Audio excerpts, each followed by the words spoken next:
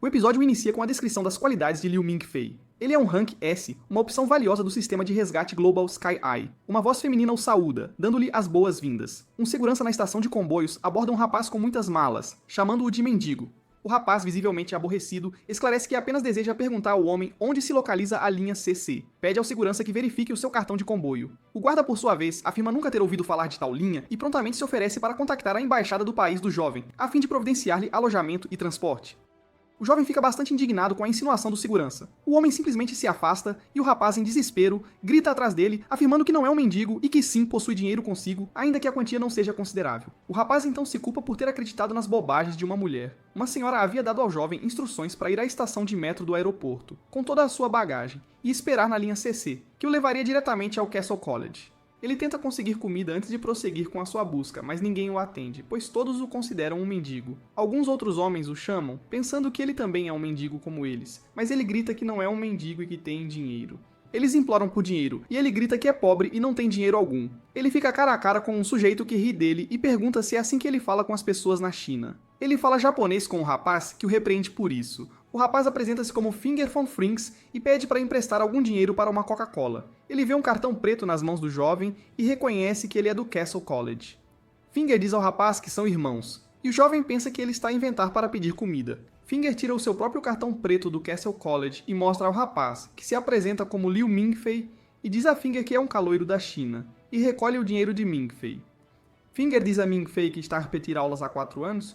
Mingfei pergunta se Finger já usou a linha CC antes, e Finger explica que as rotas ocultas partem em horários irregulares. Ele fala sobre a localização da escola deles e como os horários de recolha dependem da sua classificação. Liu Mingfei pondera que, se Finger está no seu 8º ano na faculdade, então a sua classificação deve ser realmente muito baixa.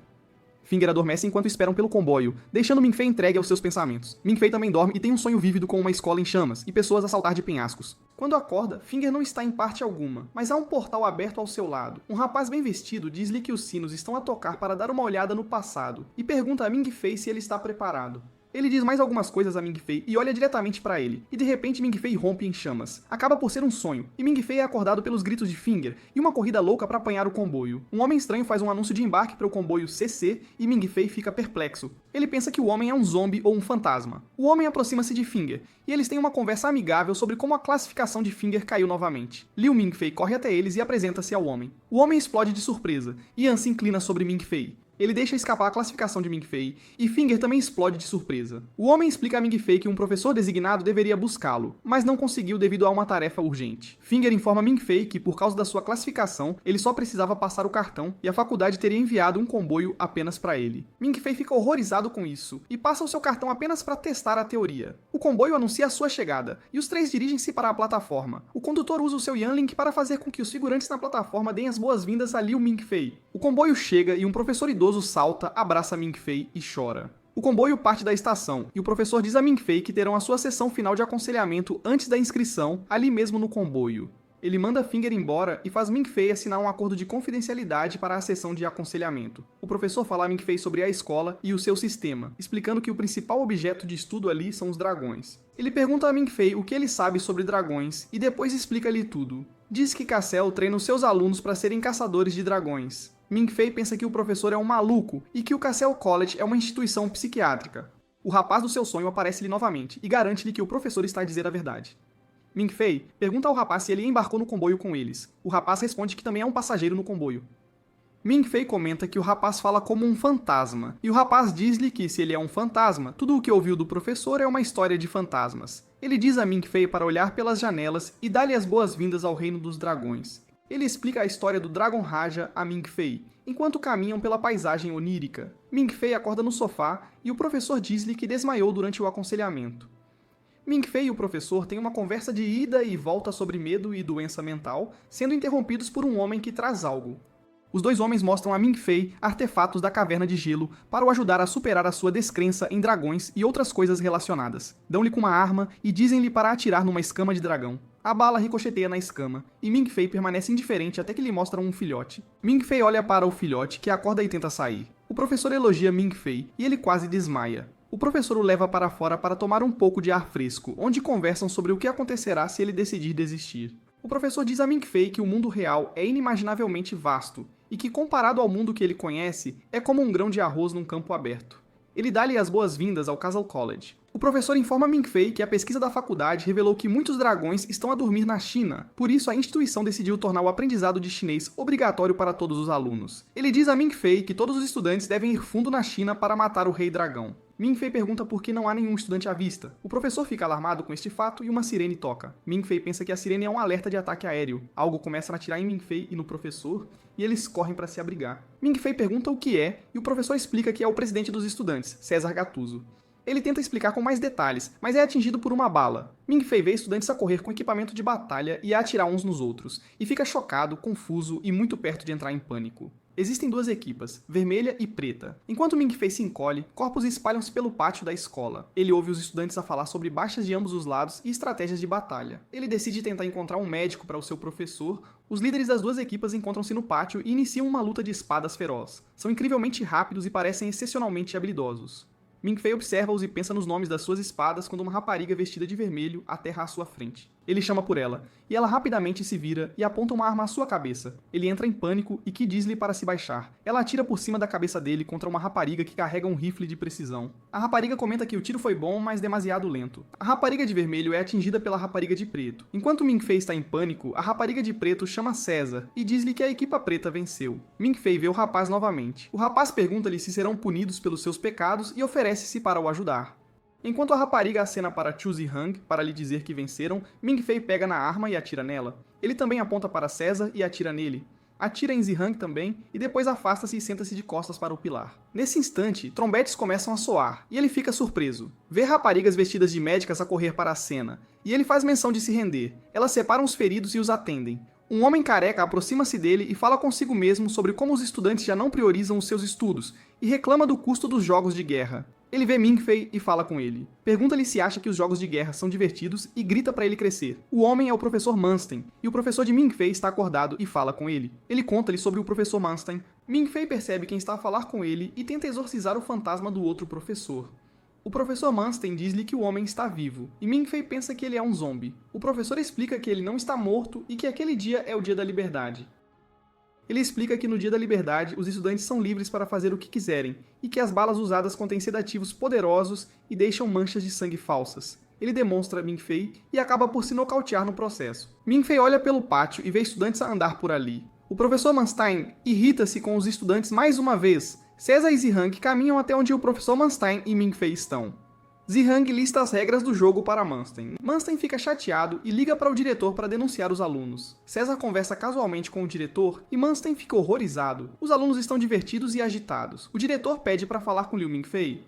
Ele o elogia por ter derrubado César e Chu Zihung e diz que mal pode esperar para vê-lo na aula. Manstein o aconselha para apressar-se para o dormitório antes que ele morra. Todos os estudantes o olham com intenção assassina nos olhos. O diretor conversa com um homem chamado Mance sobre um revés de 8 anos antes, onde todo o exército foi aniquilado. O diretor diz que tem pensado nisso e afirma que o que eles precisam na guerra contra os dragões pode não ser um exército, mas sim um prodígio. Eles discutem Liu Ming-Fei e a Operação de Rio, que está programada para começar no dia seguinte. Falam sobre o objetivo da missão de se aproximar da pessoa e não despertar o Rei de Bronze e Fogo. No dormitório, Liu Ming-Fei admira o seu quarto e descobre que Finger é o seu colega de quarto. Finger o parabeniza pela vitória no primeiro dia, mas Ming-Fei reclama da forma como as pessoas o olham. Finger informa-o de que ele é o objeto de ódio tanto da União Estudantil quanto da Sociedade Coração de Leão. Finger leva-o para um tour pelo campus do Castle College. Ele mostra-lhe todos os diferentes edifícios da escola. Ming-Fei diz que não consegue acreditar que os estudantes da faculdade são caçadores de dragões. E Finger explica que os seus poderes Yanling estão suprimidos. Ele mostra-lhe a torre do relógio e diz-lhe que o pai de Manstein vive lá, e o seu Yanling cobre toda a escola. Ming-Fei pergunta o que é Yanling e Finger leva-o a um lugar onde ele pode aprender sobre Yanling. Eles testemunham uma demonstração de poder, e Ming-Fei avista uma árvore estranha. Após atravessar uma dimensão estranha, Ming-Fei avista a árvore meio viva, meio morta, e a observa com admiração, enquanto Finger repreende alguém por não conseguir controlar o seu Yanling. Ele pergunta a Finger o que ele está a olhar, e Finger diz-lhe que é a estátua da árvore do mundo. Finger diz-lhe que a lenda conta que o imperador negro Nidog foi derrotado debaixo da árvore, e por isso a faculdade fez a estátua, e a estátua é o símbolo do Castle College. Ming-Fei parece enfeitiçado. Nesse momento, o professor Guderian corre até ele e diz-lhe que, pelo que parece, ele deveria ser capaz de entender Yanling. Ele o manda de volta ao dormitório para realizar um teste. No dormitório, o professor Guderian entrega a Ming-Fei o seu cartão de estudante e informa-o de um teste na língua draconiana no dia seguinte. Ele diz a Ming-Fei para se sentar para que possa avaliar a sua classificação e a sua linhagem em ação. Guderian está a usar uma caixa de música com texto dracônico do Imperador Dragão Negro, Nidhogg. O parágrafo de Dragon's Peak contém as origens de todo o Yanling e o seu efeito classificado em primeiro lugar na lista de Yanling. Mesmo após a explicação de Guderian, Ming-Fei ainda não entende nada e entra em pânico. Guderian o tranquiliza e inicia o teste. A gravação toca e Guderian a traduz. Ele pergunta a Ming-Fei como foi o teste, mas Ming-Fei diz que o teste o deixou com sono. O professor Guderian chama-o de mutante de primeira classe e diz que os genes humanos nele sobrepujaram os genes de dragão, o que o torna perfeitamente imune à coerção do Imperium. Ming-Fei levanta a possibilidade de ser apenas uma pessoa comum. Rodarian diz que é impossível, a menos que, e então sai a correr da sala. Ming-Fei vira-se para Finger em busca de ajuda, mas ele está a meio da sala, a digitar furiosamente no seu computador. Ming-Fei pergunta-lhe o que ele está a fazer, e ele diz que está a espalhar a notícia da imunidade de Ming-Fei à coerção. Ming-Fei suspira, e Finger pergunta-lhe o que se passa com ele. Ming-Fei diz a Finger que sente que a sua jornada foi um sonho. Ele diz que, se falhar no exame das 3E, será submetido à lavagem cerebral e enviado de volta para casa. Finger pergunta-lhe se ele quer voltar. Ming-Fei pensa no que o espera em casa. Finger pergunta-lhe se ele se importa de copiar, e Ming-Fei responde que não se importa de copiar. Finger diz-lhe para enganar o sistema e oferece-lhe um banco de questões. Ming-Fei oferece-lhe comida como compensação. César dirige-se à União Estudantil. Ele diz-lhes que, desde que perderam o Dia dos Jogos da Liberdade, perderam o direito de usar o pavilhão Norton, então esta é a sua última reunião lá. Os estudantes argumentam que não perderam. César diz que apenas os cobardes se recusam a admitir os seus fracassos. Ele diz que Lionheart está em silêncio, o que implica que Chu Zihang também aceita os resultados. Nono recebe uma notificação da rede de notícias do campus. Ela informa César sobre Ming-Fei não ressoar com o Imperium Yanling. A notícia espalha-se pela escola. Guderian corre até Monstein. Ele diz a Monstein que pensa que Liu Ming-Fei é alguém especial. Monstein e Guderian acabam na biblioteca para estudar os pergaminhos do Mar de Gelo e a história do grande Imperador Branco, que purificou a sua linhagem e os libertou de se curvar a Nidhogg. Eles falam sobre a rebelião e o fato de a linhagem do Imperador Branco ter sido enterrada com ele. Eles ponderam sobre a alma do Imperador Branco e pensam que, se Lu Ming-Fei é seu descendente, deveriam investigá-lo. Guderian diz que seja ele do sangue dos Imperadores Branco ou Negro, é importante que o peso da sua ancestralidade não recaia sobre os seus ombros. Manstein pergunta-lhe se ele quer proteger Ming-Fei. Ele diz que sim, e Manstein responde que eles querem treinar um guerreiro e não um bom rapaz. Ele diz a Guderian para escrever um relatório verdadeiro. Guderian diz que não quer que o seu recruta se torne um espécime de pesquisa. Manstein promete não dizer uma palavra a ninguém até que Ming-Fei faça o teste das 3E. Manstein diz que se Ming-Fei não passar no teste, ele escreverá um relatório verdadeiro e defenderá que ele seja tratado da forma mais humana possível.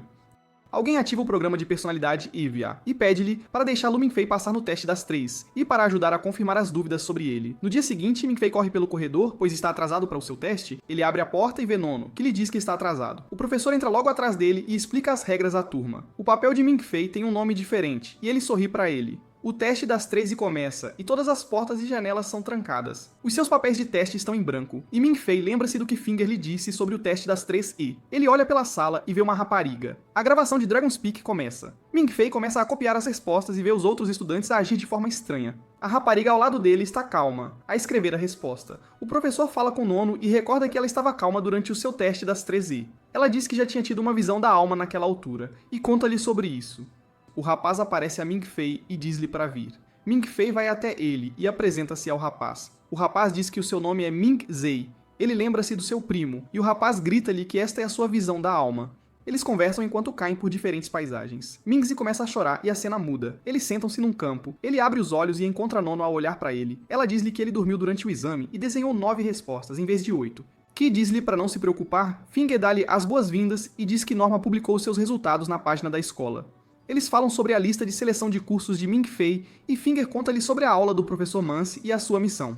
A história passa para a equipa do professor Mance numa tempestade, à procura do local de descanso do dragão aquático. Um casal está na água à procura do dragão. Eles enviam serpentes do vazio, mas um terremoto está a desenvolver-se. As serpentes do vazio detectam metal, e Mance chama-as de volta à superfície, mas elas não podem ser trazidas de volta. O professor Mance está devastado, e Eshin e Akinhaut comunicam com ele através da serpente do vazio para informá-lo de que encontraram o portão. O professor Mance relata ao diretor que a missão está a correr bem. Ike e Yesheng e Aki encontraram uma cidade feita inteiramente de bronze, que corresponde à descrição do Palácio de Norton, o Rei de Bronze e Fogo. Eles pretendem explorá-la e postulam que a cidade ainda está viva. O diretor dá a Mance permissão para destruir quaisquer seres vivos na cidade. Mance pede ao diretor a sua autorização para usar a chave. O diretor aprova e eles usam um bebê. A chave é um bebê. Mance explica ao seu assistente quem era o Rei de Bronze e Fogo e como os dragões tratavam os humanos no passado. Ele diz que nunca tentaram comunicar com um dragão, mas que aquele dia pode ser a oportunidade perfeita para o fazerem. Mance mergulha profundamente debaixo d'água com a chave para encontrar Aki e Yesheng. Ele substitui as suas linhas de vida e usa o seu Yanlink para criar uma barreira de vácuo.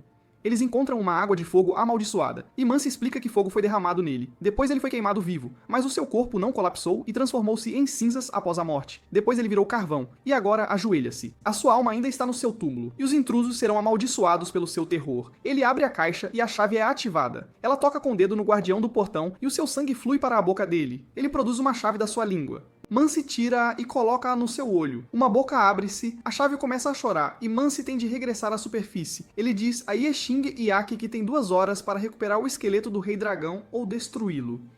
Ele diz-lhes para destruírem tudo o que não conseguirem trazer e para voltarem vivos. Yesheng e Aki mergulham na cidade. Mance chega à superfície e dirige a missão de lá. Ele diz a Norma para escanear a cidade. Ela fornece informações sobre os túneis de bronze da cidade. Yesheng e Aki encontram um pilar de bronze e se separam ali. Mance diz a Aki para verificar o topo do pilar. Ela encontra Dragon's Peak, que pode ter sido escrito pelo próprio Rei Dragão. Eles tentam fazer backup dos documentos e isso começa a afetar Aki, que corta a linha de vida. Yesheng a encontra a tempo e eles conversam. Eles partem em uma missão para coletar materiais de bronze para levar de volta à faculdade. Assim que Aki toca em uma figura sombria acorda e começa a atacá-la. Ela diz a Yesheng para atirar, e então ela acorda do seu transe. Ela revela que se tornou um fantoche de estátua porque observou a fala do dragão. Yesheng percebe que a sua linha de vida foi cortada. Ela pergunta-lhe o que ele tem nas costas. Ele lhe diz que a coisa em suas costas foi o que sua serpente do vazio perdida encontrou. É um recipiente de osso com um padrão de anel de Mobius, o que significa um simples padrão de vida e morte na língua dos dragões. Ele afirma que se um rei dragão estiver dormindo ali dentro, é um bebê e eles deveriam levá-lo de volta consigo.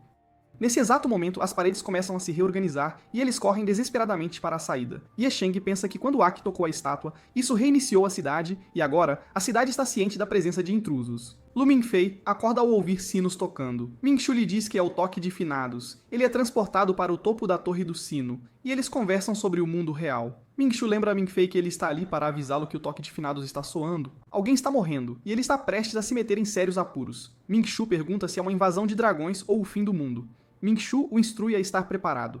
Ele pergunta a Mingfei se ele se lembra dos códigos de trapaça em seu jogo e qual deles escolheria se tivesse que optar por apenas um. Mings lhe diz que Norma pode rastreá-lo, e ele responde à pergunta de Mings escolhendo a Black Sheep Wall, um código de trapaça que revela o mapa. Mings o instrui a usar o feitiço para desvendar o segredo. Ele lhe diz que quanto mais ele o usa, mais percebe que todos precisam de um mapa, pois estão todos perdidos na floresta.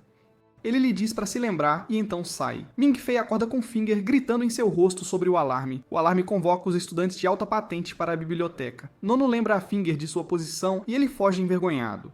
Os estudantes correm para a biblioteca e se sentam em fileiras de computadores. Eles foram convocados para encontrar uma saída para Yesheng e Aki, que estão presos nas ruínas do Reino Dragão. Recebem um briefing sobre o Palácio de Norton, o Rei de Bronze e Fogo, e são solicitados a resolver a lógica do local. Os professores lhes mostram fotos do lugar e dizem que tem 20 minutos para salvar seus amigos. Mingfei passa seu cartão de estudante e encontra Eva. Ele fixa o olhar em seu monitor. Mingfei se lembra da trapaça Black Sheep Wall e a tenta, mas tudo ao redor fica em branco. Mingfei resolve o caminho de fuga e cai da cadeira. Aki e Yesheng ainda estão em perigo, mas Mance lhes envia a interpretação. A faculdade envia a mensagem de interpretação para Mance e sua equipe. Mance envia a mensagem para Yesheng e Aki, mas eles não conseguem analisá-la.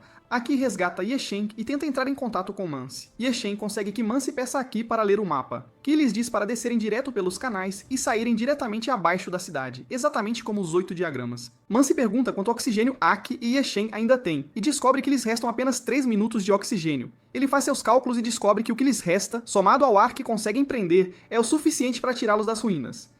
Yesheng recupera suas serpentes do vazio para manter sua força. Mance está animado para que eles retornem. Aki parece triste e diz a Ye Shen que é tarde demais para eles, pois não tem oxigênio suficiente. Ele lhes diz para ficarem onde estão até que o local seja inundado. Ela prossegue para confessar seu amor a Ye Shen, mas ele a beija antes que ela consiga pronunciar as palavras. Ye Shen lhe diz para confiar nele, que eles têm oxigênio suficiente. Ele promete tirá-la daquele lugar horrível. A comunicação é interrompida, e Mance lhes diz para lançarem os botes salva-vidas na água para salvar Aki e Ye Shen, porque eles calcularam mal o oxigênio. De volta à academia, Manstein, Guderian e o diretor estão preocupados, pois a comunicação com a equipe de execução foi cortada por 10 minutos. Eles decidem esperar. Liu Mingfei atende a uma ligação de seu irmão, que imediatamente percebe o fato de que Mingfei não está feliz. Mingfei explica que as pessoas estão em grande perigo, e ele sente que estão prestes a morrer. Seu irmão lhe diz para ser mais determinado e orar por eles. Ele o lembra de que o mundo funciona através de todos os tipos de energia, e seu coração e suas orações fazem parte dessa energia. Seu irmão o tranquiliza e promete ligar de volta mais tarde. Um helicóptero paira sobre o navio da missão de Mance. O helicóptero é da autoridade de vias navegáveis da cidade de Sanduping. Mance fica de pé e espera por Aki e Ye Shen. Aki entrega o vaso ao barco e lhes diz para a deixarem para trás. Ela diz que custou a vida de Ye Shen para que ela o trouxesse à superfície, e então ela flutua para longe.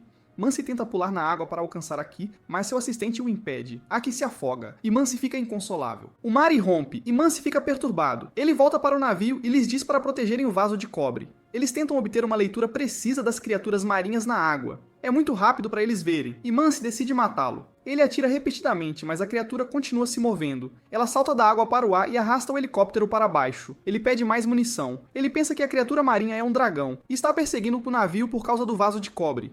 Mance lança as bombas subaquáticas. A criatura come as bombas, e elas explodem. Eles especulam sobre que tipo de criatura é. Thelma pergunta se é o Rei Dragão. Mance responde que o QI de um Rei Dragão não é baixo o suficiente para engolir uma bomba.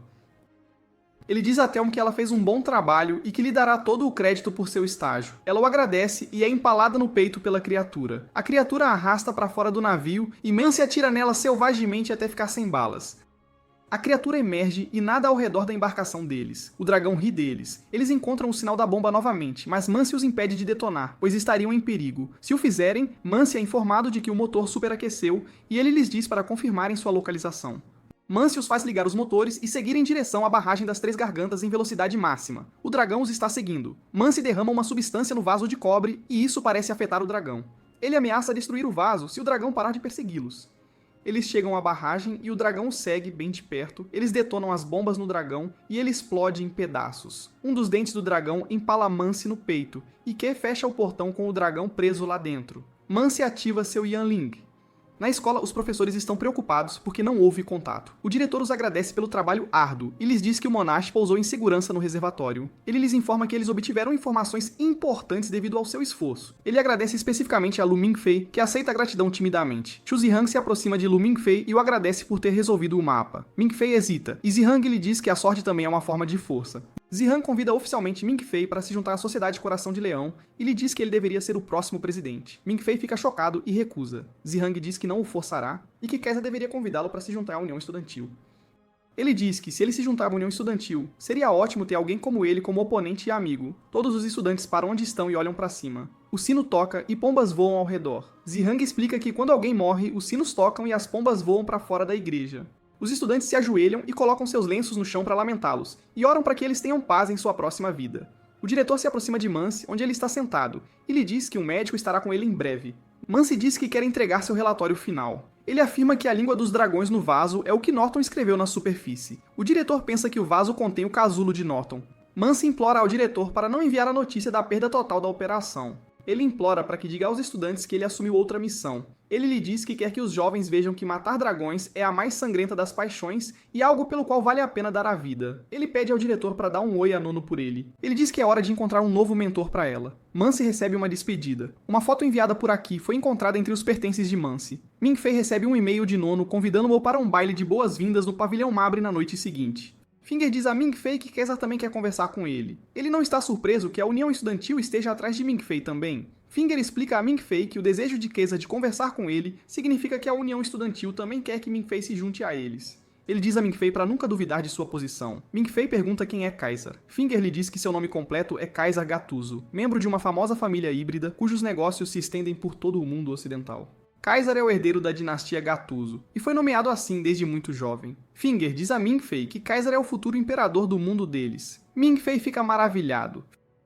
Finger lhe diz que as primeiras palavras de Keza na escola se tornaram um ditado famoso. Ming-Fei se pergunta qual foi sua primeira frase na escola. Ele é lembrado de que sua primeira frase foi sobre a comida e a escola serem boas, e ele se encolhe de vergonha. Ele decide não ir à festa e Finger chama sua atenção para o fato de que o buffet será muito farto. Ming-Fei diz que o e-mail pede para usar traje formal, mas ele não tem nenhum. Finger lhe mostra a parte do e-mail onde diz que eles podem alugar trajes formais no clube de teatro da escola. No dia da festa, Finger e Ming-Fei parecem radiantes e Ming-Fei diz que é elegante demais, e ele sente que tem que implorar pelo seu jantar nesse tipo de evento. Finger diz que é tanto uma cortesia quanto uma demonstração da riqueza de Keza. Finger pede a Ming-Fei para mostrar um pouco de dignidade. Um caminhão cheio de flores joga rosas aos seus pés. Nono diz a Finger e Ming-Fei para entrarem, Finger elogia Nono, mas ela o ignora e caminha pelo tapete de rosas até Kaiza, que a está esperando. Ele pega a mão dela e a conduz para o salão. Ming-Fei comenta que todos no pavilhão parecem antigos. Finger explica que a estética dos híbridos é mais antiquada do que a das pessoas normais porque eles vivem vidas longas. A dança começa com um discurso de Kaiza, agradecendo a presença de todos e desejando um feliz aniversário a Nono. Finger fica boquiaberto e também está ansioso, então ele arrasta Ming-Fei para a pista de dança. Ele o gira e pisa em seus pés impiedosamente. Nono diz a Keza para parar de intimidar Ming-Fei, pois isso o fará perder a cabeça e correr para Leonhardt. Keza lhe diz que Chu Zihang pensa que ele também estenderá um convite a Ming-Fei, mas ele nunca gostou de pessoas tentando adivinhar o que ele está pensando. Ele olha para Ming-Fei na pista de dança. Nono elogia Cesar, e ele lhe diz que vai conquistar a todos em nome de Cesar, não em nome de Gattuso. Ele para a dança e faz um discurso.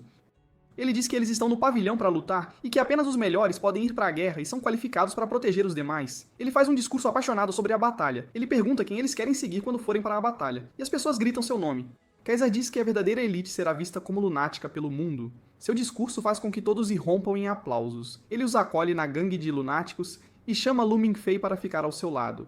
Ele recusa, e Keza lhe diz que lhe dá uma canção para considerar. Nono sai, e a garota misteriosa desce do quartel dos músicos e se oferece para dançar com Ming-Fei. Finger o empurra para ela e ajuda a liberar a pista de dança para os dois. Ela diz a Ming-Fei para seguir o ritmo dela, e a banda toca Poru na Cabeça. Enquanto dançam, a garota diz a Ming-Fei que ele pode chamá-la de Zero. Ele a agradece por tê-lo salvado, mas ela diz que não o salvou.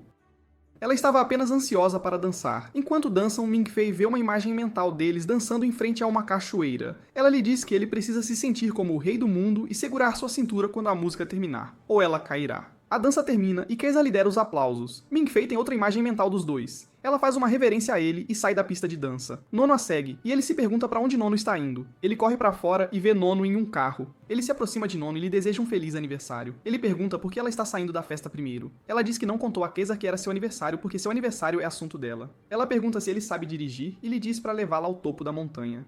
Ele pergunta, o que há no topo da montanha? E ela lhe diz que quer dar uma volta. Norma chama a todos para ficarem em alerta. A escola está em lockdown porque há uma potencial invasão de Dragon Raja. O sistema de defesa da faculdade é ativado, todas as saídas estão bloqueadas, o equipamento alquímico antiaéreo é ativado, e o satélite de segurança espacial é ativado. Motociclistas circulam pela escola e atiram nos sistemas de defesa. Norma entra em modo de defesa alquímica. Os invasores são um esquadrão de 13 homens que se dispersam após entrarem na escola. Ninguém sabe como eles entraram. Manstein explica que é uma invasão por causa do vaso que o diretor trouxe da China.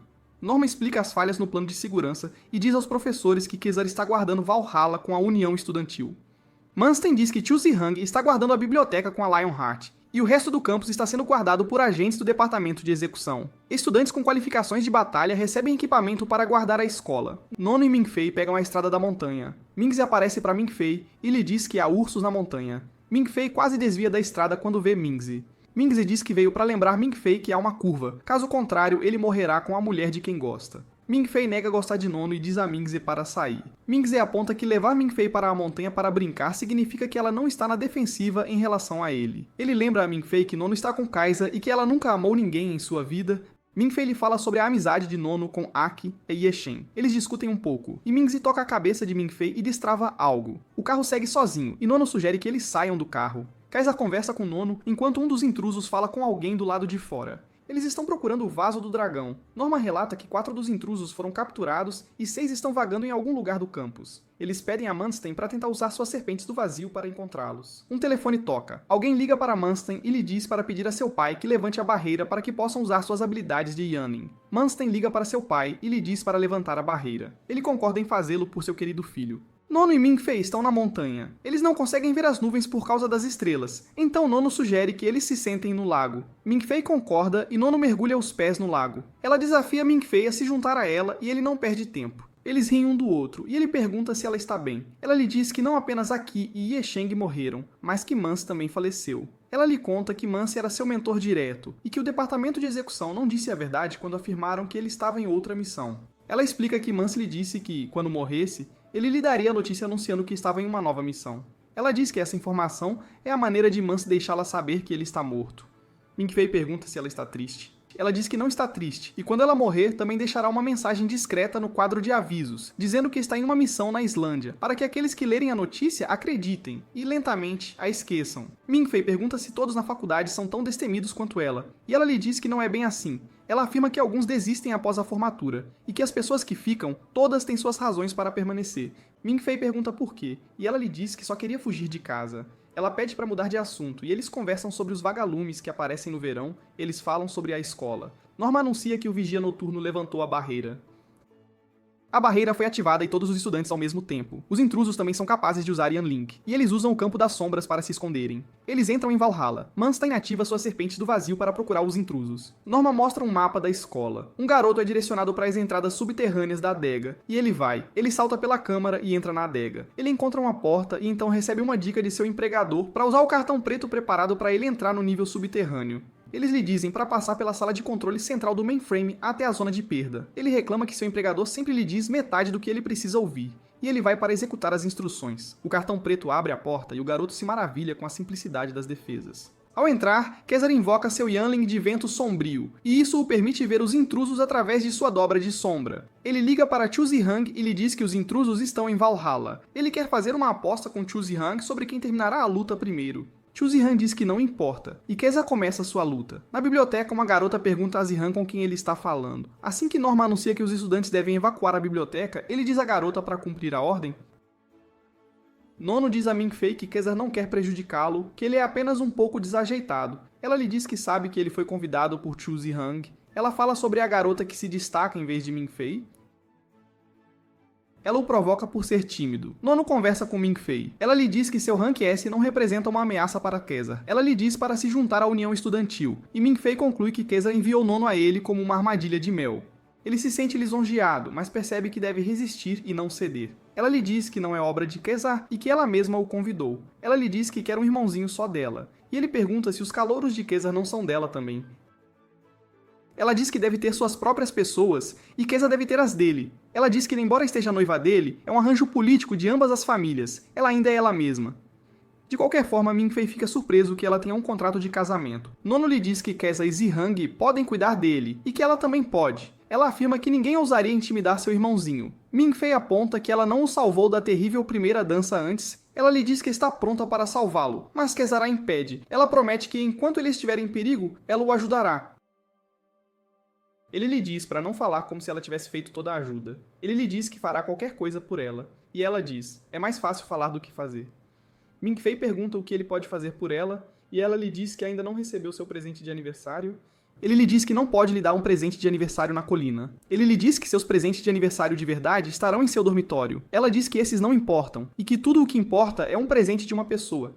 Ela diz que veio à colina por aquele presente. Ela explica a Ming-Fei que todo ano em seu aniversário, ela espera por aquele presente, e quando ela chega à colina, significa que a pessoa ainda está olhando para ela. Ela diz que ficará feliz pelo resto do ano, e sentirá que não está mais sozinha. Ela diz que não sabe o que a pessoa vai lhe dar este ano. Ming-Fei diz que as flores caíram e as luzes do carro se acendem e fogos de artifício são exibidos no céu. Nono fica exultante ao ver isso, e ambos ficam na piscina.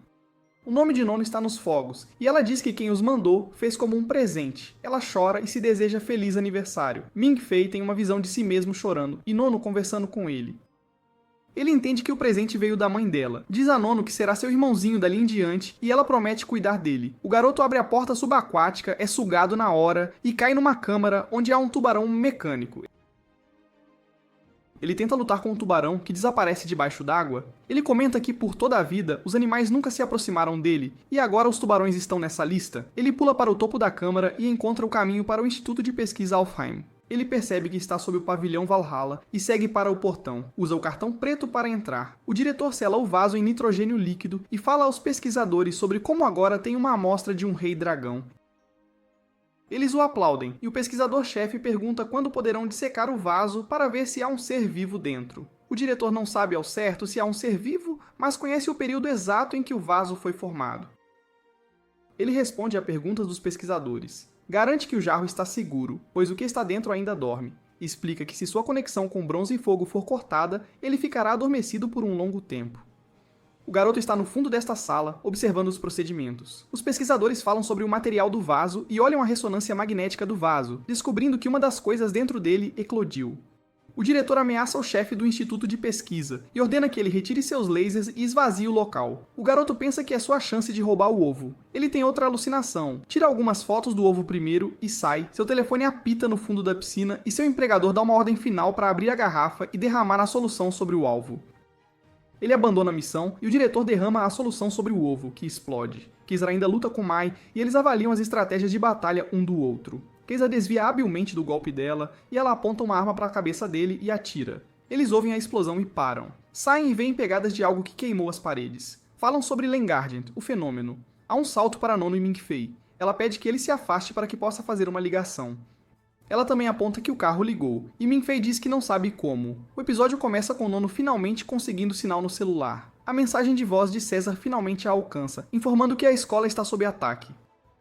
Ela conversa com Lu Ming-Fei sobre o ataque à escola e como a faculdade Cassel vivenciou séculos de guerra contra os dragões.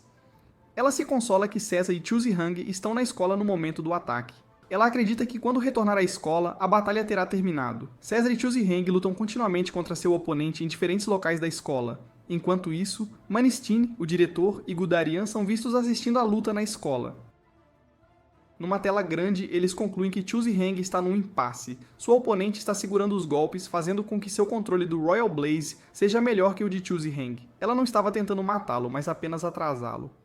Um intruso se aproxima dos portões numa motocicleta, tentando escapar. Rodarian chama a equipe próxima para impedi-lo. O intruso segue, desviando de todas as balas atiradas contra ele, enquanto se aproxima dos portões. Ele derrapou com sua moto, agradecendo a todos por tudo, dizendo que foi um passeio divertido e que estava indo embora. Assim que completou o movimento de 360 graus, foi atingido pelo carro de Lu Ming-Fei e Nonu, que acabavam de chegar às instalações da escola. Nunu pergunta a Lumi se ele acabou de atropelar alguém, e ele responde com uma risada, enquanto o intruso desaba no chão. Lu Ming-Fei tenta ajudá-lo a se levantar, mas o intruso aponta uma arma para seu pescoço, pensando que Lu Ming-Fei está prestes a atacá-lo sorrateiramente. O intruso é pego num flashback, onde ele se lembra de Lu Ming-Fei como seu irmão mais velho. Lu Ming-Fei se apresenta ao intruso, agora conhecido como Velho Tang. Velho Tang faz o mesmo, e ambos trocam gentilezas. Velho Tang informa a Lu Ming-Fei que veio à escola para trabalhar, e Lu Ming-Fei fica surpreso, vendo que havia muitos estudantes alinhados para lutar contra ele. De volta ao carro, Lu Ming-Fei diz a Nono que ele e Velho Tang são conhecidos. Velho Tang grita alto para que não o matem. Assim que Velho Tang pede a Lu Ming-Fei para descer a colina, uma chama aparece atrás do carro. Os garotos ficam assustados com o que está atrás deles. Velho Tang pede a Nonu para olhar para trás e dizer o que está em suas costas.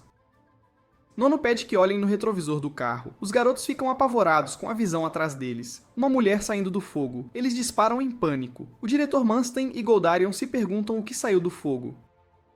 Eles pensam que é enviado pelo dragão. O diretor avisa o estudante para não se aproximar, mas para atirar de longe. As balas derretem no momento em que a tocam. O diretor incita os estudantes a fazer um cerco. Mais balas são disparadas contra ela, enquanto ela continua a chamar Lu Ming-Fei e Velho Tang. Granadas são disparadas contra ela, o diretor. Mas não funciona. O Yan em que ele está lançando se torna muito grande. O diretor grita para todos se abaixarem. Logo, uma explosão ocorre como resultado de seu Yanling. Lancelot liga para Chu Jiang, informando que há um dragão na escola, e a munição deles não funciona contra ele. O pior é que seu Yanling é um Royal Blaze. Chu Jiang diz a Lancelot para se esconder, pois seu Royal Blaze não é tão forte quanto o dos dragões. Chu Jiang conversa com sua oponente, dizendo que confia nela, mas César não. Ele diz que ela era uma mentirosa, mas não mais. Manstein liga para seu pai, pedindo para trazer de volta a barreira, porque o dragão liberou uma chama perigosa, quase queimando a escola inteira. O pai de Gudarion diz a ele que a ordem não funcionará em alguém como ele. Vendo que o dragão é de primeira geração, um dos reis dragões, Kaiser e sua oponente fazem uma ligação para uma senhora em uma banheira, contando a ela como a cena da luta se tornou ruim. A senhora na banheira não consegue acreditar no que eles estão dizendo. Ela pede evidências em vídeo antes de acreditar. Depois que o vídeo é enviado a ela, ela confirma que não é Norton, mas o próprio Constantine, alegando que Constantine está fora de controle e instável no momento porque foi despertado da maneira errada e pela pessoa errada. Por causa disso, o dragão logo entraria em colapso e isso resultaria em um derretimento de dragão, que é uma tempestade forte o suficiente para derrubar montanhas. Enquanto ela procura maneiras de combater o problema no local, o chamador encerra a ligação, dizendo para ela ligar de volta quando descobrir algo. Enquanto isso, Velho Tang, Ming Fei e Nono estão escondidos atrás de uma fileira de pilares. Velho Tang diz a Ming Fei que ele é um caçador. Nono acrescenta perspectiva, dizendo que esses caçadores procuram coisas misteriosas com propriedades sobrenaturais que são muito difíceis de encontrar por uma pessoa comum. Velho Tang confessa que há um misterioso empregador online que o contratou para infiltrar as instalações da escola, insinuando que algo especial foi entregue lá. Ele mostra a eles uma imagem de um ovo rachado. Velho Tang fez a rachadura, e o dragão saiu dela. Ming Fei, numa tentativa de escapar, pergunta a Nono quão bom é o olfato de um dragão. Nono diz a ele que os 5 órgãos sensoriais do dragão são muito mais precisos que os de um humano normal. Nono tem a sensação de que o dragão os está perseguindo, ou talvez um deles. Velho Tang grita com o dragão numa tentativa de atrair sua atenção para eles. Finger ouve o grito e aparece. Ming Fei pergunta por que ele foi quem apareceu em vez de Keza ou Chu Jang. O dragão se aproxima constantemente deles. Finger sugere, já que ele era apenas um garoto em chamas, talvez devessem ir para perto de uma piscina. Enquanto corriam para a piscina, encontraram Kezar e sua oponente no caminho. Depois que Kezar e Nono trocam gentilezas, Kezar pede a Nono que vá com Ming Fei para protegê-lo do dragão, pois ele sente que o dragão está atrás de Ming Fei. Nono pede para ficar e lutar com Kezar, assim como fez no Dia da Liberdade, mas Kezar objeta, dizendo que não estava nervoso naquela época, já que não haveria baixas, mas agora era diferente. Depois de convencê-la, Nono correu para se juntar a Ming Fei, amigo e Velho Tang na piscina. César também pediu a sua oponente para sair. Ela disse que não pode porque seus companheiros de equipe ainda estavam presos na luta. Uma ligação chega para a oponente de César. A senhora na banheira disse a ela que balas Friga funcionariam contra o dragão. Não o mataria, mas o nocautearia. Uma série de tiros foram disparados contra o dragão e ela reagiu a eles. Ao ver isso, o diretor instruiu a todos para atirar balas Friga nela, para que ela não tivesse outra oportunidade de usar o Royal Blaze. Depois que Ming Fei apresentou seu dedo ao Velho Tang, eles ouvem passos se aproximando. Velho Tang e amigo fugiram, enquanto Ming Fei foi para debaixo d'água para se esconder. Mas assim que Ming Fei não conseguiu mais prender a respiração, ele colocou a cabeça para fora da água e foi pego em uma das visões de Liu Ming. Ele vê alguém parado à frente, e enquanto corre para alcançar a pessoa se vira para encará-lo, apenas para ele ver que a pessoa é o dragão. O episódio começa com o dragão chamando o irmão de Ming Fei. Ming Fei olha para cima e vê uma pirâmide. Ele finalmente percebe que está na cidade de bronze, e a pessoa à sua frente é o dragão. Ele recua com medo e alguém aparece na cena, empurra o dragão para longe e arrasta Ming Fei. Ming Fei acorda no mundo real para ver o velho diretor parado à sua frente, dizendo que o procurava por toda parte. O velho diretor leva Ming Fei para o alto do prédio, dizendo que o dragão foi encurralado e deve ser morto. Ele mostra uma bala que pode matar reis dragões. Ele entrega a bala a Ming Fei, dizendo para atirar no dragão no momento em que tiver um tiro claro. Ming Fei diz que não é habilidoso em fazer coisas assim, e ele o incita a atirar, assim como ele atira em Chu Chang e Kezar em seu primeiro dia na faculdade. Ele também lhe diz que foi escolhido para a tarefa. Ele se afasta, dizendo que é um excelente matador de dragões. Velho Tang e amigo conversam sobre a rapidez com que correram quando ouviram os passos se aproximando.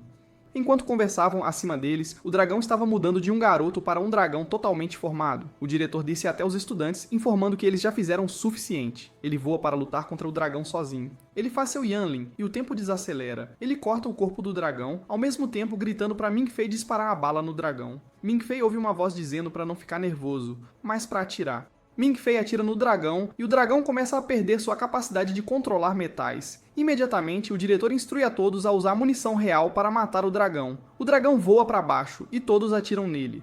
O dragão olha para Velho Tang no chão, incapaz de fazer qualquer coisa por causa dos ferimentos de bala. Velho Tang foge gritando para o dragão parar de chamá-lo de irmão. Os estudantes recebem instruções para continuar atirando no dragão. Logo o dragão morre. Velho Tang foge chorando na chuva, enquanto relembra a si mesmo e o dragão comendo. Ele continua correndo e chorando ao mesmo tempo até cair no chão. Ele chora ainda mais alto desta vez e logo solta um grito. Ele logo começa a soltar fogo por todo o corpo enquanto seus olhos ficam flamejantes. Em uma taverna, um homem é visto discutindo com o diretor, dizendo que ele deveria ter matado Norton antes que ele recuperasse suas memórias, lembrando-o de que teria sido mais fácil assim. O diretor diz que está cansado de si mesmo e de ser um matador de dragões. Ele diz que por causa de seu sangue híbrido, viveu por 100 anos e todos os seus amigos estão mortos, exceto ele e o velho com quem está conversando.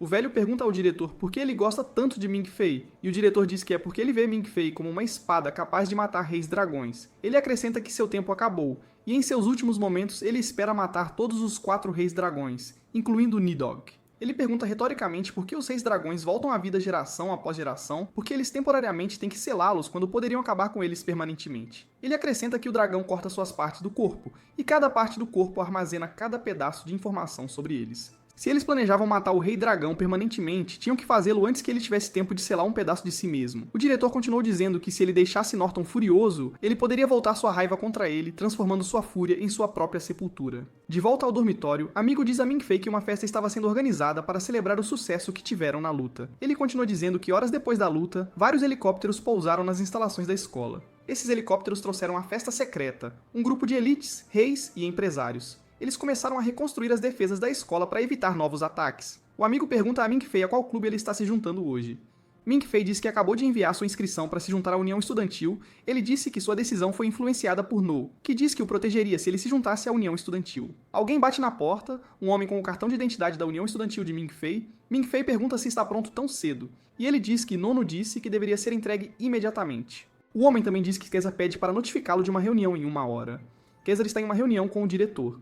O diretor o informa sobre a cidade de bronze que Norton construiu na China. Ele acrescenta que a cidade era linda para a exploração. O diretor diz que está satisfeito com o Coração de Leão e o Sug pela forma como lidaram com a luta do dia anterior, mostrando atributos que lhe agradaram. Ele menciona que convocou a reunião para informá-lo de que a União Estudantil foi escolhida primeiro para ir na exploração, e eles devem levar Ming-Fei com eles. Kesa diz que está satisfeito em ouvir tais notícias, pois sua equipe estaria pronta para ir na missão. O episódio começa com uma reunião entre Kesa e Ming-Fei. Kesa informa Ming-Fei sobre a missão e o treinamento que começaria. Ele ainda lhe diz que Nono seria sua tutora. César lhe diz que a melhor classe S é sempre escolhida para o trabalho e que a escola está com falta de pessoal. Ming-Fei respondeu dizendo que a escola tem 360 outros calouros além dele.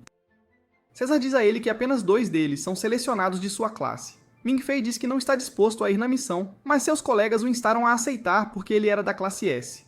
Ming-Fei diz que veio para a escola por causa de uma bolsa de estudos e para ir em uma missão que teria baixas. Kaisa diz a ele para desistir, ter sua memória apagada e levar uma vida normal como qualquer outra pessoa comum. Em vez de estar na escola e se recusar a ir em uma missão, Kaisa diz a ele para largar seu cartão e sair da sala. Quando ele está prestes a entregar o cartão, Nono entra na sala, convencendo-o a ficar na União, e o lembra que ela só o protegeria enquanto ele estivesse na União. Como resultado das palavras de Nono, ele concorda em permanecer na União e ir na missão. Depois Ming-Fei é visto correndo pelos arbustos em treinamento. Ele move uma lâmina e a joga em Kesa, mas Kesa a pega entre os dedos. Ming-Fei é visto na arena de boxe mais tarde, dando socos em um saco. Então ele vai para debaixo d'água para praticar. Ele faz alguns exercícios de tiro com uma arma e à noite ele é visto fazendo algumas flexões na cama. Vestindo roupas de missão, Ming-Fei fica olhando para si mesmo no espelho por algum tempo. Seu amigo pergunta por que ele escolhe fazer isso quando está ali. Eles conversam sobre o que acontece nessas viagens de missão, sobre como 2 pessoas apaixonadas não podem ir juntas debaixo d'água.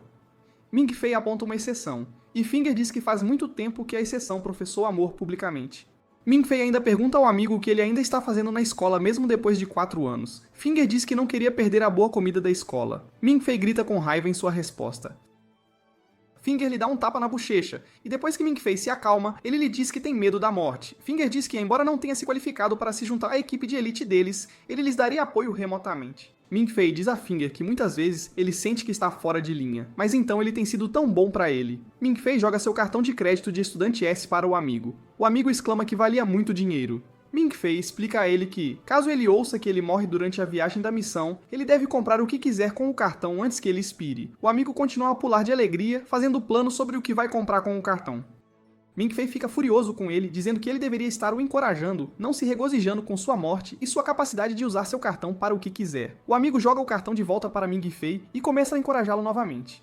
Um dragão voa de uma altura e para na ponta de um penhasco, bem na frente de Norton. Norton fala com o dragão, dizendo o quanto sente falta dele e está feliz por estar de volta. O dragão, depois de pé, ruge, fazendo o corpo d'água tremer tremendamente. O professor Maine é visto conversando com um grupo de estudantes prestes a embarcar na viagem da missão. Ele lhes diz que não seriam mais considerados estudantes, mas comissários interinos de confiança. Ele lhes diz que foram selecionados porque são os melhores estudantes. Ming-Fei pergunta retoricamente ao seu colega sentado perto dele por que Chu Jiang não fazia parte da equipe de elite para a missão. O professor diz que sua embarcação está carregada com poder de fogo suficiente para lidar com quaisquer problemas que enfrentem.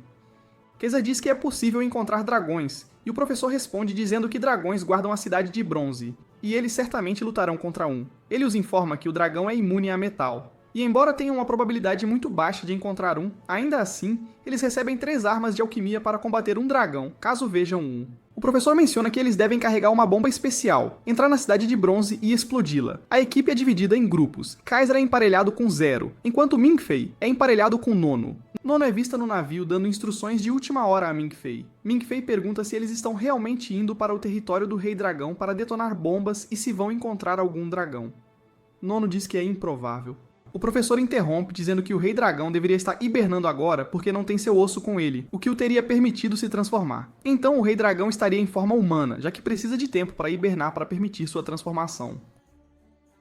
O professor acrescentou que os efeitos dos 4 monarcas ao longo da história são desastrosos, e então Norton precisaria de tempo suficiente para gerar um novo corpo. Nono e Ming-Fei mergulham na água. Ming-Fei diz a ela que tem medo do escuro. O professor fala pelos comunicadores, avisando que estão se aproximando de uma parede. Ele diz a Ming-Fei para pegar o cartão que trouxe, deve espalhar 1 milímetro de sangue e colocá-lo nos lábios da estátua à frente, e a porta se abrirá. Depois que Ming-Fei coloca o sangue nos lábios da estátua, sua mão fica presa na boca dela. Nono corre para ajudá-lo, puxando sua mão aterrorizada, e por causa do pequeno ferimento, ele tenta nadar para longe, mas Nono o puxa de volta, consolando-o de que é apenas um arranhãozinho. De repente, as portas começam a se abrir, a terra abaixo começa a tremer e ambos perdem o equilíbrio. A cena começa com Nono se levantando do chão. Eles continuam andando, procurando uma rota no canto, estilos de estátuas antigas vazias revestem a parede. A qualidade melhora bastante, em comparação com antes, pois o mestre retornou ao seu palácio. O Rei Dragão Norton está por perto, pois ele pretende reiniciar a cidade. Ming-Fei pergunta ao professor se leva muito tempo para reiniciar a cidade, e o professor responde que sim, e que é possível que eles tenham chegado tarde. Nono pergunta onde deve plantar as bombas, e o professor diz que no Palácio do Rei Dragão, pois é o lugar mais seguro para colocá-las, e ela deve garantir que retorne antes da explosão. A água está limpa. O professor diz que isso permite ao Rei Dragão criar novas raças de dragões devido ao excesso de oxigênio. Ele diz a Ming-Fei para colocar corante na água para contaminá-la. Toda a tiágua purificada fluiria então para o Palácio Esguio do Rei Dragão. Se essa água purificada for seguida, ela levaria ao palácio. Nono e Ming-Fei seguiram a água que os levou a uma árvore. Nono acredita que é a árvore Yashenge Yadi, que veio antes de morrerem. Eles continuam até chegarem a um ponto onde a água para de fluir. Ming-Fei sugere que deixem a bomba ali, já que é onde a água termina. Olhando para cima, eles veem a estátua do Rei Dragão Norton. Parece um templo de peregrinação. Nono imediatamente pede a Ming-Fei para colocar sua máscara de volta. Ela dá alguns passos para trás e empurra Nono para a água. Ela pula junto também. Ela lhe diz que o Rei Norton não deveria residir onde as pessoas o adoram e que deveria haver uma drenagem em algum lugar. O professor pergunta a Nono se há alguma descoberta via comunicadores. Ela diz que tem pouca visibilidade e não consegue ver muito. Logo eles caem no chão no próximo nível, e descobrem que estão em um grande campo. O professor pergunta se eles veem uma entrada, mas Nono não dá resposta. Ela pede a mão de Ming-Fei, ele estende a mão para ela e ela agarra, solta a bandagem do ferimento que ele fez ao enfiar a mão na boca da estátua e usa o sangue do dedo para abrir a porta de bronze abaixo deles. Logo a água ruge e eles perdem o controle. Kaiser envia serpentes do vazio para que ele possa ver o que está acontecendo na água. Ming-Fei e Nono colidem com um grande corpo de luz e acordam dentro de um campo. No campo, há uma casa com aparência precária. Ming-Fei pergunta a Nono se o Rei Dragão é pobre para viver em tal casa. Nono abre a porta da casa e entra. Ambos percebem que as cordas que servem de linha de vida atrás de suas costas estão cortadas.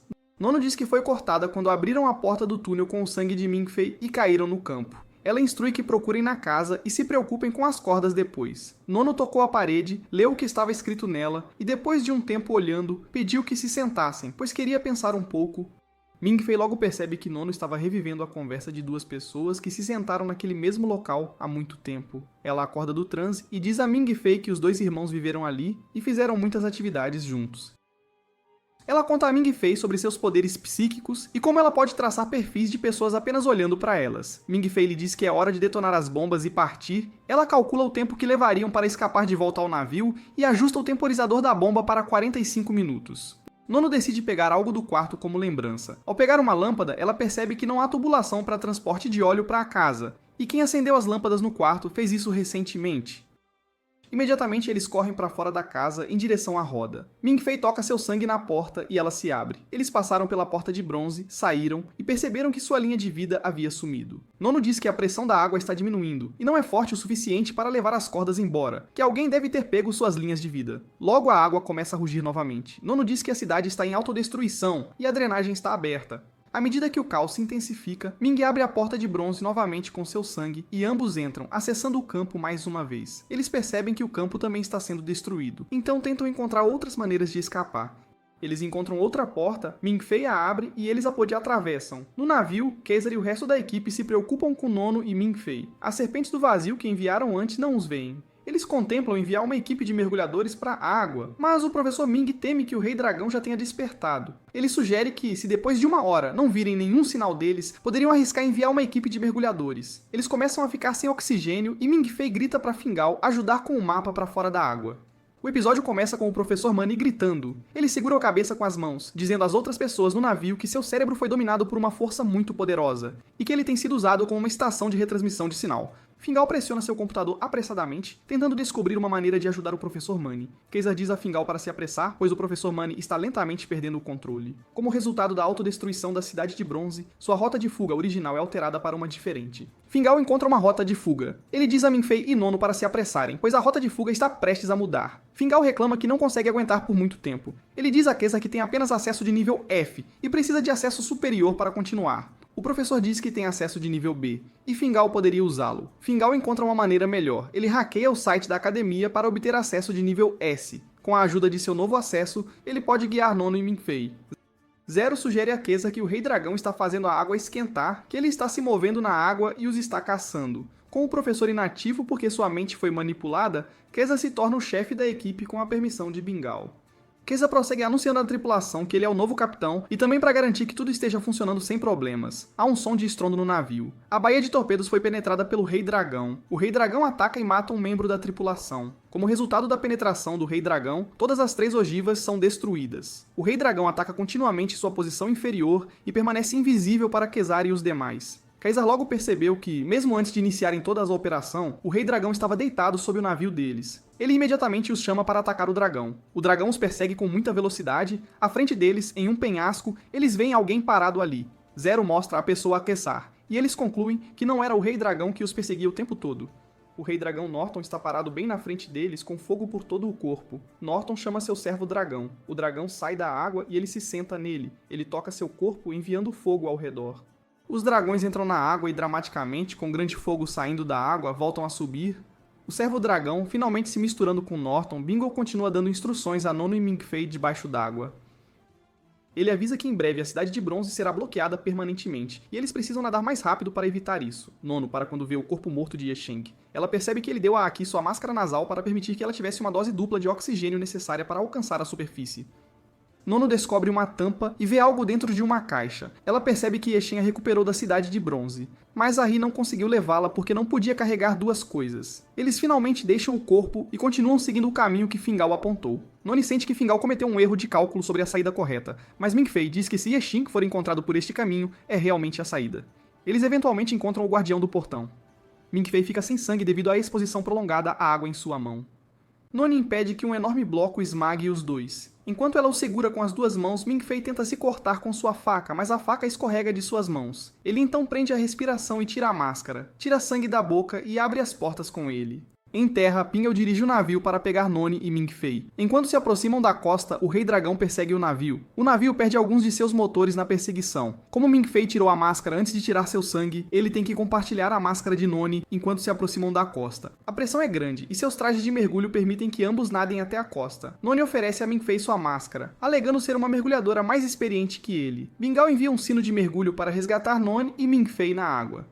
Chu Chan chega à cena em um helicóptero para resgatá-los, e para servir de apoio, Nono e Ming Fei estão debaixo d'água. Ming Fei usa um respirador para respirar, enquanto Nono usa um traje de mergulho tecnológico que contém oxigênio e a faz respirar debaixo d'água.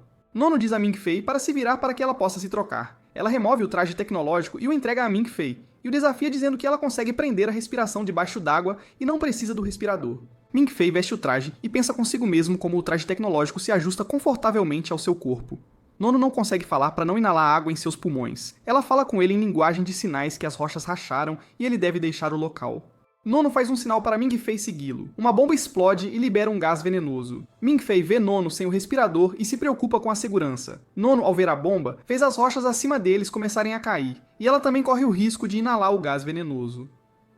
Kaisa, Zero e Fingal estão em um navio planejando matar o Rei Dragão quando Chu Jong liga para ajudar. Eles liberam um sino de mergulho na água que resgatará Nono e Ming-Fei da explosão da bomba. O sino de mergulho tem um feixe de laser que pode fazê-los avistar o sino de mergulho enquanto estão nas profundezas da água. Um plano é feito para mirar no Rei Dragão e eliminá-lo. Eles planejam usar um torpedo para atingi-lo enquanto ele não se move do local. Fengal se preocupa que uma arma como essa não possa ter nenhum efeito significativo no Rei Dragão. Kaiser explica que o torpedo tem um gerador que o faz mover-se em altíssima velocidade, semelhante à de um avião, para não ser afetado pela resistência que estar debaixo d'água lhe causaria.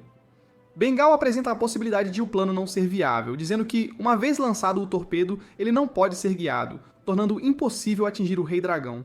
O Rei Dragão deve estar a menos de 100 metros do lançamento e não deve se mover para ser atingido. Caesar decide lutar e diz a eles para esperarem as instruções para lançarem o torpedo, enquanto ele vai para fora do navio e começa a luta com o Rei Dragão. Zero avisa que, como ele estará muito perto do local de lançamento do torpedo, não deve cobrir os ouvidos quando for lançado. Caso contrário, pode destruir seu tímpano. Ao sair do navio, o Rei Dragão apareceu na cena enquanto Zero ia para a sala de lançamento manual. Caesar cobre os olhos com um pedaço de pano e começa a disparar balas contra o Rei Dragão, sabendo que isso não o afetaria. Ele faz isso para distraí-lo e provocá-lo a ficar muito irritado, e também para impedi-lo de se mover para ser atingido pelo ataque do torpedo.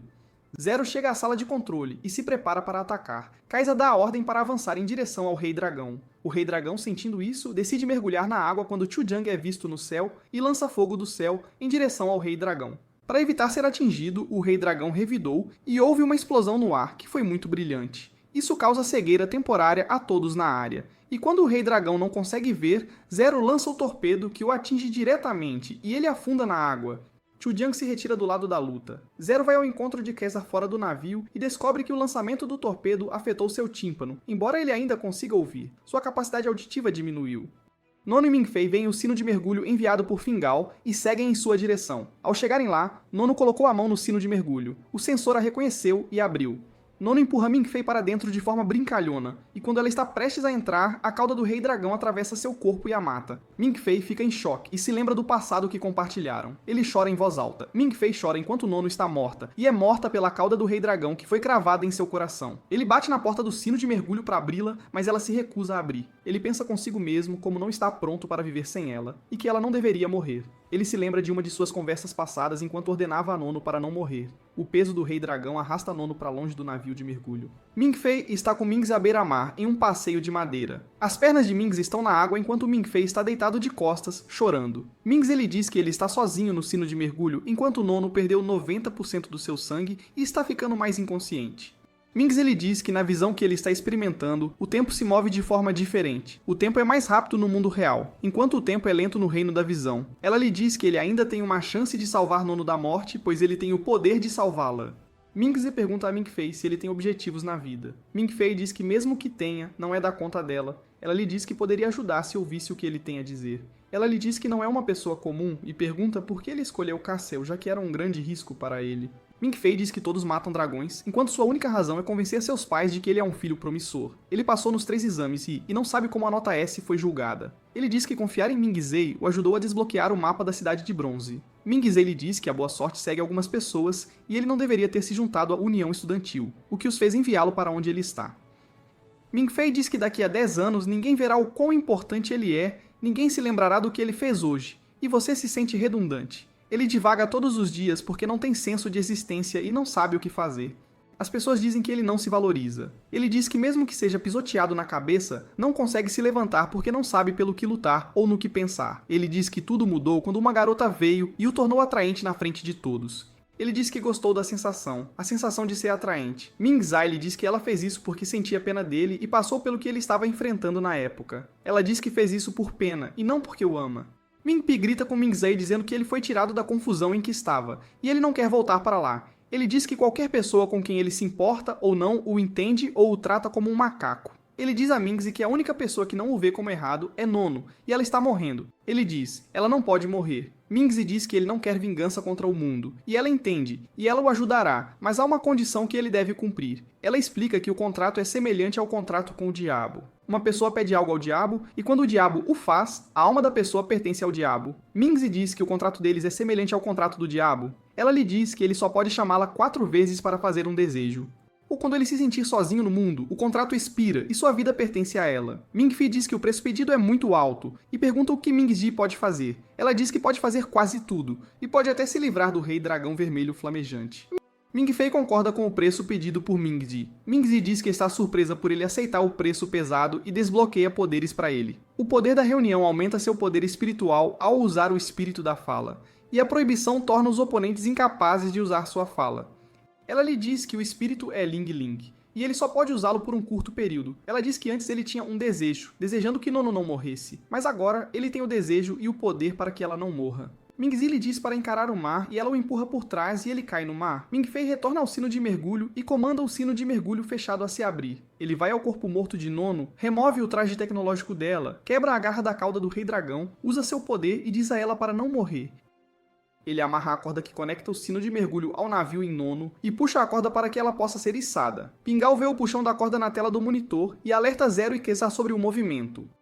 Animados, Keza e Zero alertam a todos para continuarem puxando a corda. Ming-Zi pergunta a Ming-Fei se ele está pronto para lutar, já que Nono está segura. Ming-Zi lhe diz que uma caixa que Yeshan encontrou contém 7 armas mortais que podem ser usadas para destruir a arrogância, fúria, preguiça, sonhos gananciosos, refeição policial, luxúria. Ming-Fei luta contra o Rei Dragão e o proíbe de falar. A luta começou e Ming-Fei jogou a caixa e 3 das 7 armas mortais, arrogância, refeição policial e luxúria, são usadas para travar a batalha. Ele usa a arma da refeição policial para desferir o primeiro golpe, então reúne as outras armas e as usa nele continuamente. Ming-Zi dá ao Ming-Fei a capacidade de se mover livremente na água. O episódio recomeça com a batalha entre Norton e Ming-Fei. Ming-Zi diz a Ming-Fei que os dragões não se cansam. Ming-Fei afirma e diz que o dragão apenas se esconde até estar pronto para desferir seu próximo golpe. Ele continua conversando com Ming-Zi sobre todas as coisas dentro dele. Ming-Zi encoraja Ming-Fei a continuar lutando, caso contrário, todos os seus companheiros acima da água morrerão. Ela lhe diz que o tempo para selar a fala está próximo, e ele deve se lembrar que o corpo de Norton na cabeça do dragão é a chave. Ming-Fei diz que entendeu, mas precisa encontrar o Rei Dragão primeiro. Ele se entrega totalmente à luta. Ele não aguenta mais. Ming-Zi lhe diz para focar, para encontrar uma razão dentro dele por que está lutando e para tirar força dali.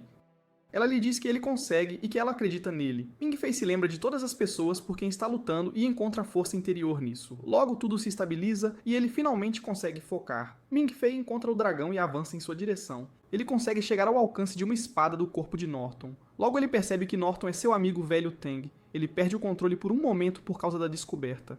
Norton o agarra e tenta estrangulá-lo. Em desespero, Ming-Fei agarra uma espada e a crava nas costas de Norton. Ming-Fei cai, pedindo desculpas ao velho Tang. Ele relembra momentos passados com o velho Tang chorando. Ming-Fei diz que os olhos do velho Tang o estão a olhar, mas sente que ele não o está a ver. E Cinque-Mei apenas deseja contemplar o céu. No navio, um médico examina o corpo de Nono, enquanto Keza pergunta por que ela ainda está em coma. O médico assegura de que Nono está bem. Nono finalmente acorda e todos ficam jubilosos com a notícia. Keza a abraça enquanto soluça em seu pescoço. Toda a tripulação aplaude a sua recuperação. Ming-Fei é visto na costa. Zero deixa o navio para ajudá-lo a voltar a bordo. Uma garota é vista disparando uma bala de alquimia diretamente no rosto de Norton, e essa bala o destrói completamente. Ela diz a alguém do outro lado do receptor que a missão foi concluída e que Ming sobreviveu. Membros da tripulação conversam entre si, perguntando onde está Chujong. Um deles responde ao outro que ele está a recuperar, aguardando a próxima ordem. De volta à escola, o diretor insiste para que Ming-Fei beba o chá preto na xícara. Ele também o assegura de que terá notas máximas em todos os cursos práticos do semestre. Ele instrui Ming-Fei sobre os Reis Dragões. Ming-Fei pergunta ao diretor por que os Reis Dragões parecem tão humanos. O diretor responde que ele próprio é um Rei Dragão. Ele prossegue contando a sua história e por que estaria a partir em breve. Ele lhe diz ainda que Constantine eclodiu cedo e se sexualizou para ajudar a despertar Norton. Norton deixa de ser o velho Tang no momento em que é despertado. E os dragões não se apegam aos afetos, pois esses afetos os sobrecarregam. Ming-Fei pergunta ao diretor por que ele mantém os dragões em segredo. O diretor lhe diz que é complicado, mas a razão mais importante é que ninguém quer abalar a compreensão das pessoas sobre o mundo. Os humanos se reproduziram por anos, apegando-se às suas crenças. Se essas crenças forem quebradas, ninguém sabe o que acontecerá no final. O diretor entrega a Ming-Fei uma carta de sua mãe, que ele lê enquanto soluça. O diretor acrescenta que, de acordo com as regras da escola, ele deve manter as informações sobre a missão em sigilo.